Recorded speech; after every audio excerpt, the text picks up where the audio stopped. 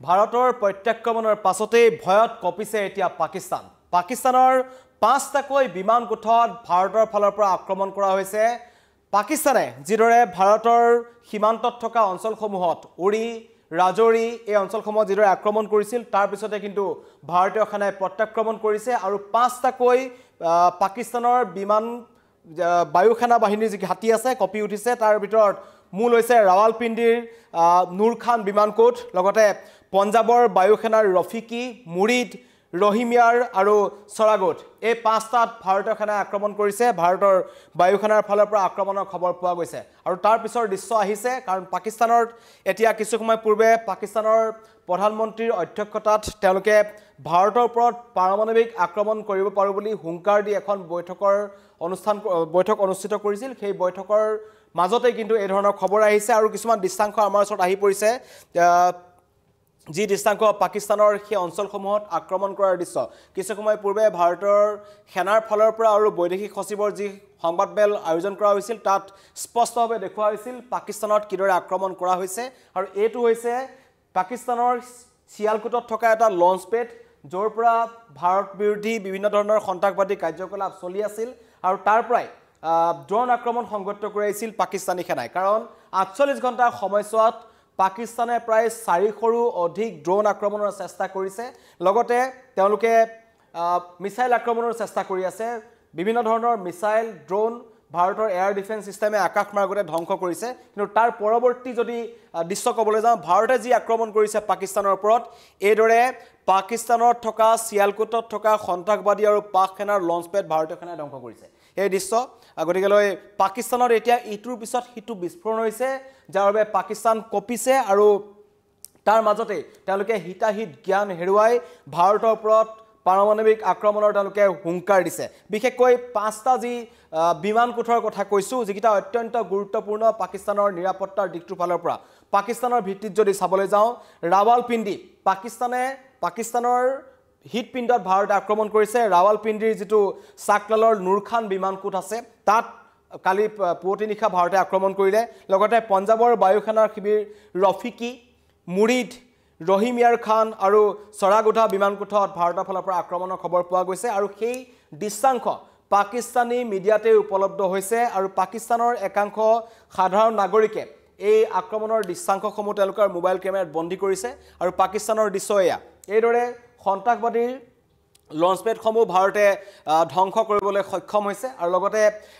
পশ্চিম পাকিস্তানৰ যি ৰহিমিয়াৰ খান বিমানকোট আছে তাতো এটা প্ৰচণ্ড বিস্ফোৰণৰ খবৰ আহিছে। গতিকেলৈ পাকিস্তানত ইটোৰ পিছত সিটো বিস্ফোৰণ সংঘটিত হৈছে আৰু ভাৰতে পাকিস্তানৰ সেনাবাহিনীয়ে যি ধৰণেৰে কাওপুৰুষালি কৰি তেওঁলোকে সীমান্তত নিৰীহ জনতাৰ ওপৰত তেওঁলোকে বীৰত্ব দেখুৱাইছে, তাৰ প্ৰত্যুত্তৰ ভাৰতৰ ফালৰ পৰা কোৱা হৈছে। আৰু ফাইটাৰ জেটেৰে ভাৰতৰ ২৬টা স্থানত আক্ৰমণৰ চেষ্টা কৰিছিল পাকিস্তানে আৰু কালিৰ পৰা আজিলৈকে ভাৰতে 4খন পাকিস্তানৰ F-16 যুঁজাৰু বিমান ধ্বংস কৰিবলৈ সক্ষম হৈছে। আৰু পাকিস্তানে যিমানেই শ্ৰীনগৰ, অৱন্তিপুৰ, উধামপুৰৰ বায়ু সেনা শিবিৰত আক্ৰমণৰ চেষ্টা কৰিছে,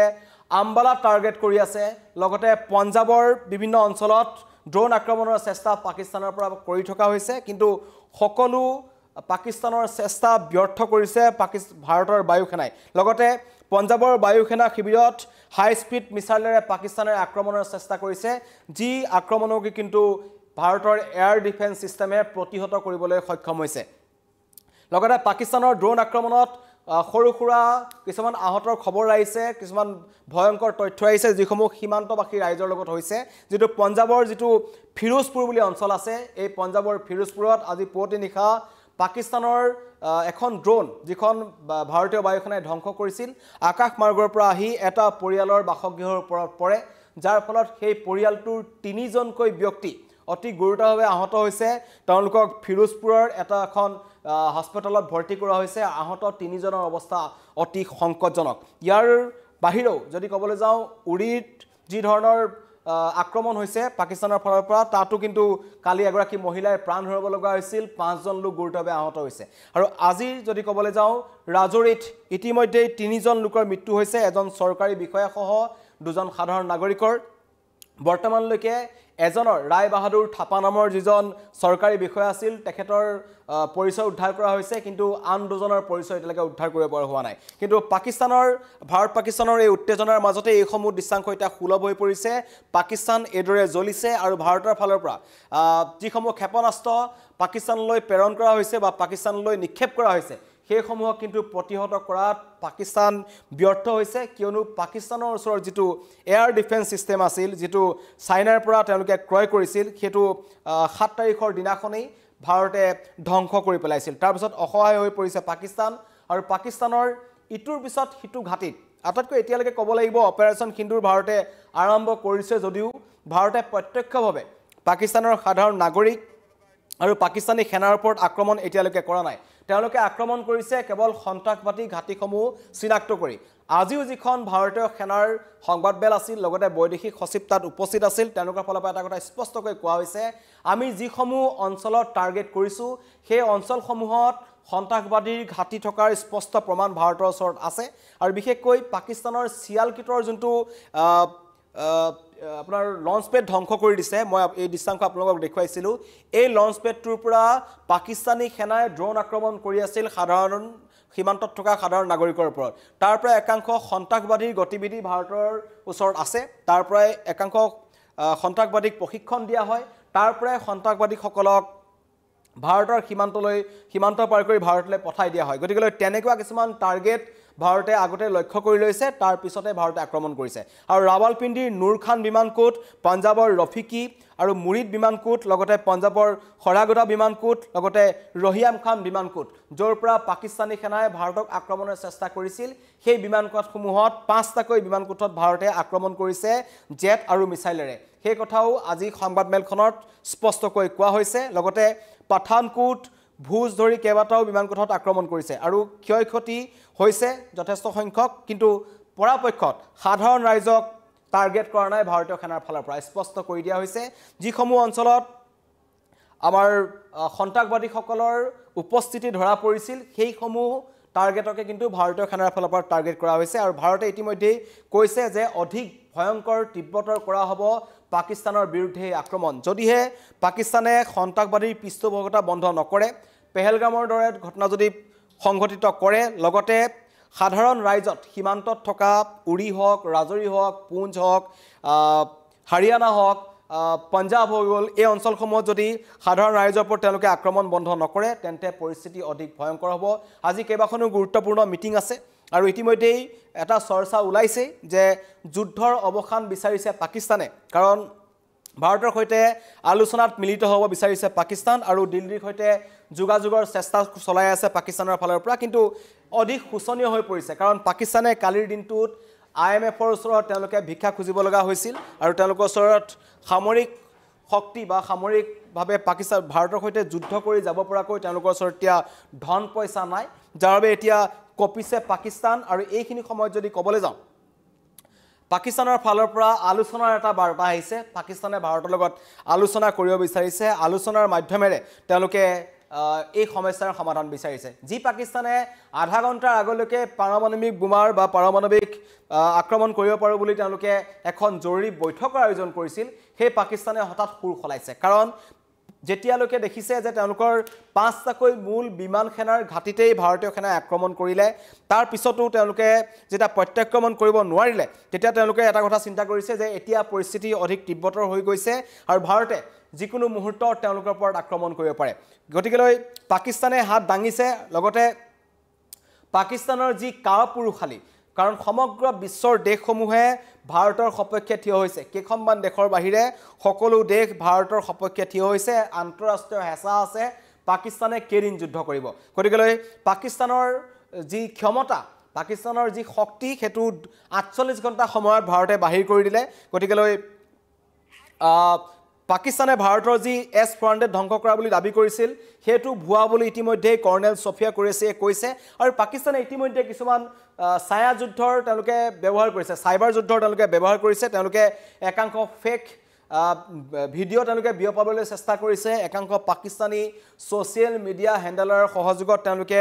ভুৱা তথ্য বিয়পাই আছে যিসমূহ ইতিমধ্যে ভাৰতৰ ফালৰ পৰা কোৱা হৈছে যে সকলো ভুৱা তথ্য গতিকে পাকিস্তান এতিয়া ভয়ত কঁপিছে আৰু তেওঁলোকে ক'ত যাব কাৰ শৰণাপন্ন হ'ব তেনেকুৱা ধৰণৰ হৈছে কাৰণ এতিয়ালৈকে ভাৰতীয় সেনাই বা ভাৰতৰ ফালৰ পৰা সম্পূৰ্ণভাৱে যুঁজ দিয়াই নাই এয়া আছিল কেৱল ড্ৰোনৰ আক্ৰমণ ড্ৰোন আক্ৰমণতেই পাকিস্তানৰ এই অৱস্থা হৈছে থৰকাচুটি হেৰাইছে যদি কিবা কাৰণত ভাৰতে তিনিটা সেনাৰ শক্তি প্ৰদৰ্শন কৰে নৌসেনা সাজু হৈ আছে ভাৰতৰ বায়ু সেনা ইতিমধ্যে নিজৰ তেওঁলোকৰ যেনেকুৱা ধৰণৰ পৰাক্ৰম দেখুৱাব লাগিছিল দেখুৱাইছে স্থল সেনাই অকলে তেওঁলোকে সীমান্তত অতন্দ প্ৰহৰী হৈ ৰৈ আছে গতিকে যদি বিচাৰে তেন্তে অধিক ভয়ংকৰ হ'ব পৰিস্থিতি পাকিস্তানে যদি এতিয়াই যুদ্ধ কাৰণ চক আমি এটা কথা সকলো জানো সকলো ভাৰতীয় জানো ইতিহাস সাক্ষী আছে 1975 1971 1999 এই তিনিখন যুদ্ধ ভাৰত পাকিস্তানৰ মাজত এতিয়ালৈকে হৈছে এই তিনিখনত প্ৰত্যেকবাৰে পাকিস্তানে পিছ হুকিব লগা হৈছে 1971 93000 সেনাই পূব পাকিস্তানত ভাৰতৰ ওচৰত আত্মসমৰ্পণ কৰিছিল যিটো পাকিস্তানৰ ইতিহাসত আটাইতকৈ লাজৰ কথা কোনো দেশে তেনেকৈ আজিলৈকে আত্মসমৰ্পণ কৰা নাই কিন্তু পাকিস্তানী সেনাই আত্মসমৰ্পণ কৰি অস্ত্ৰ তেওঁলোকে দি দিব লগা হৈছিল এই পৰিস্থিতি পাকিস্তানৰ 1971 হৈছিল 1965 তেওঁলোক হাৰিছে 1999 তেওঁলোকে পলাই পতং দিব লগা হৈছিল পিছত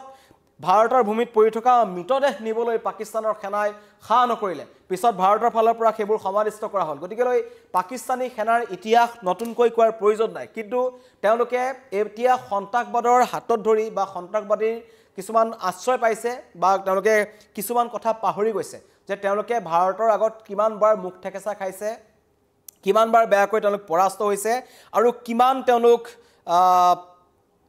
অপমানিত হ'ব বিচাৰিব আসলে সমগ্ৰ বিশ্ববাসীৰ সন্মুখত কাৰণ চৰিত্ৰ পাকিস্তানৰ সলনি হোৱা নাই এখন হৈছে এখন সন্ত্ৰাসবাদীৰ দেশ তাত সন্ত্ৰাসবাদীক লালন পালন কৰা হয় আন্তঃৰাষ্ট্ৰীয় মুদ্ৰা নিধিৰ পৰা তেওঁলোকে ঋণ লৈ তেওঁলোকে সন্ত্ৰাসবাদৰ নামত খৰচা কৰে এইখন হৈছে একমাত্ৰ দেশ যিখন নাম হৈছে পাকিস্তান গতিকে সেই পাকিস্তানে বাৰম্বাৰ মিথ্যাচাৰৰ আশ্ৰয় লৈছে তেওঁলোকে কেতিয়াবা কয় তেওঁলোকে ভাৰতৰ S-400 ধ্বংস কৰিছে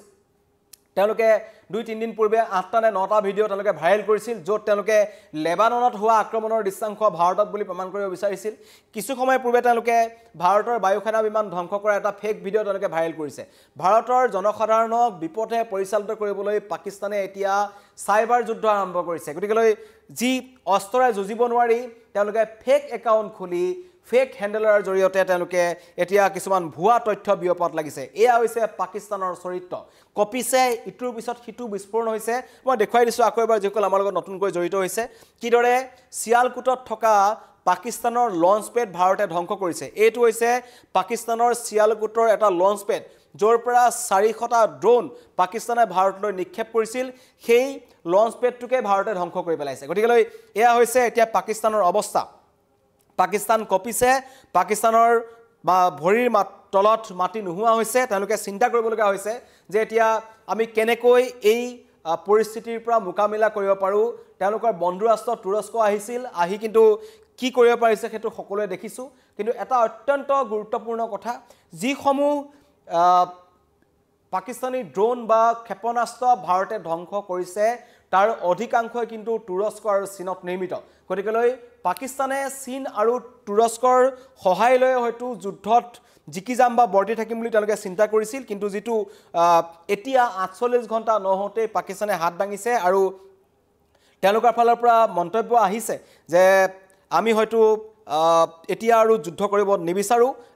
এটা আলোচনাৰ মাজেৰে এবোৰ হলে ভাল হয় কিন্তু ভাৰতৰ জনতাই কৈছে নহয় প্ৰত্যেকবাৰে পাকিস্তানে এনেকুৱা ধৰণৰ কথা কয় জয়সি মোহাম্মদৰ নিচিনা সন্ত্ৰাসবাদী সংগঠন মাসুদ আজাহাৰ যি পাকিস্তানত আছে 7 তাৰিখৰ দিনাখন আক্ৰমণ হোৱাৰ সময়ত পাকিস্তানৰ য'ত আক্ৰমণ হৈছিল সেই সন্ত্ৰাসবাদীৰ ঘাটিটোত জয়সি মোহাম্মদৰ যোনটো হেডকোৱাৰ্টাৰ আছিল তাত মাসুদ আজাহাৰৰ পৰিয়ালৰ 10 জন সদস্য নিহত হ'ল তেওঁৰ ভগ্নী নিহত হৈছে তেওঁৰ ভাতৃ নিহত হৈছে গতিকে এটো নতুনকৈ প্ৰমাণ দিব নালাগে যে পাকিস্তানতে লুকাই আছে সন্ত্ৰাসবাদীসকল ইয়াৰ আগতে উসামা বিন লাডেনৰ পৰা যদি আমি ক'বলৈ যাওঁ আমেৰিকান সেনা আহি পেলাই পাকিস্তানৰ ভূমিতেই উসামা বিন লাডেনক গুলীয়া হত্যা কৰিছিল গতিকে পাকিস্তান এখন সন্ত্ৰাসবাদীৰ পৃষ্ঠপোষক দেশ তাৰ পৰাই সন্ত্ৰাসবাদী লালন পালন কৰা হয় তেওঁলোকৰ সেনা বাহিনী সন্ত্ৰাসবাদীৰ হাতত বিক্ৰী গৈছে তেওঁলোকৰ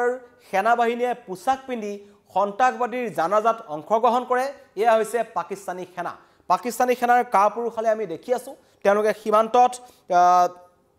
নিয়স্ত্ৰ মানুহৰ ওপৰত তেওঁলোকে বীৰত্ব দেখুৱাইছে ভাৰতীয় সেনাৰ ওপৰত তেওঁলোকৰ আক্ৰমণ কৰিবলৈ খা নাই তেওঁলোকৰ ওচৰত ক্ষেপণাস্ত্ৰ নাই আৰু সেই ভিখাৰী পাকিস্তানে এতিয়া